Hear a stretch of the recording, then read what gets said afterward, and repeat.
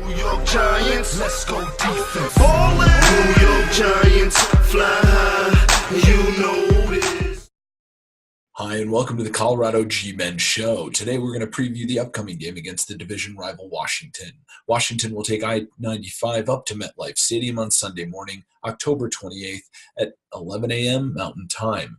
It's been the longest short week ever as the Giants started selling off critical pieces of the defense after a brutal Monday night loss against the Falcons. The Giants will be 1-point underdogs at home. Let's start out when the Giants have the ball. Injury report, the Giants will be without Joel Davis again while he's still in concussion protocol. Washington might be without Quinton Dunbar, a fourth-year veteran who's put up his best season so far, and he's questionable after missing his first game of the season last week against the Cowboys with a shin injury. Players to watch. Mason Foster is tied for 19th in the NFL with a combined 51 tackles. The O-line that seems to grant everyone free admission to the Eli Manning show will have to keep an eye on defensive end Jonathan Allen and defensive tackle Matthew Leonidas, as both have 3 sacks through 6 games this season. Free safety DJ Swearinger, cornerback Josh Norman, and cornerback Fabian Morio have all forced 2 fumbles this season. Swearinger has 2 interceptions to go along with it. What monologue wouldn't be complete without calling attention to the Josh Norman,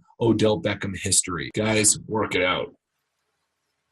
So let's talk a little bit about stats. Washington has a solid D, ranking in the top 10 in run stuffing, total yards, and points per game. As we know, the Giants are really bad at running the ball and scoring points. Giants don't even try to run the ball, so avoidance is probably going to be Shermer's counter to Washington's run D. Washington's also good at bottling up the pass, but will allow the Giants a few third down conversions. The Giants took 2 weeks off from trying to convert on third downs, so let's see which team shows up on Sunday. A feign notes, the Giants don't even feign a rushing attack. I'm beginning to start to think that Shermer got lazy this offseason and took Ben McAdoo's playbook for spreading the ball around the field for high percentage passes and forgot completely about scoring plays. Running the ball against this team will be a tough task, no doubt. They still need to get Saquon more carries. I'm starting to think that this is Pat Shermer's way of protecting Saquon at Eli's expense. Now let's talk about when Alex Smith is calling cadence.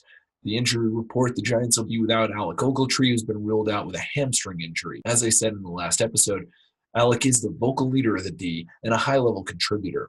Now, those who aren't injured, but the Giants' defense will be putting work without, is defensive tackle Snacks, who's traded to the Lions, and cornerback Eli Apple, who's traded to the Saints. Washington will be putting in work without Jameis Crowder, a fourth-year smaller wide receiver who's been ruled out. He's been a perfect 4 for 4 in the red zone, the most targets and completions in the red zone for Washington. The players to watch, Alex Smith is a game manager. Washington doesn't pass much, so he knows his role. The real star of the show is Adrian Peterson. He may be old for a running back, but he's still got it. He's a big, bruising runner with quickness and speed. He's 9th in the NFL with 73 yards per game. He carries the load on running plays to the tune of 62%. Stats breakdown, you have 2 lukewarm units doing battle with Washington's O and Giants' D. It would seem that Washington protects the passer well, but they never really throw the ball. The Giants have their hands full with Adrian Peterson in the background, and since the Washington doesn't pass a ton, don't expect the Giants' sack total to improve tremendously this game. Some notes for our defense, Washington has one of the most balanced attacks in the NFL. They only pass on 54% of downs, good for 50%. Most balanced in the NFL. Washington likes to rush off the edges, especially on first down. They rush off the edge on over 67% of first down rushing plays. A general note about this game, this is one of 2 games I just don't want to win this season. If the Giants win, that brings the Eagles and Cowboys that much closer to a playoff spot, and it's the lesser of 3 evils. So what are the keys to the game on offense? I say this every week, but it never improves. And I can't stress it enough. Balance the damn attack, no matter what the score is. Can't believe this guy.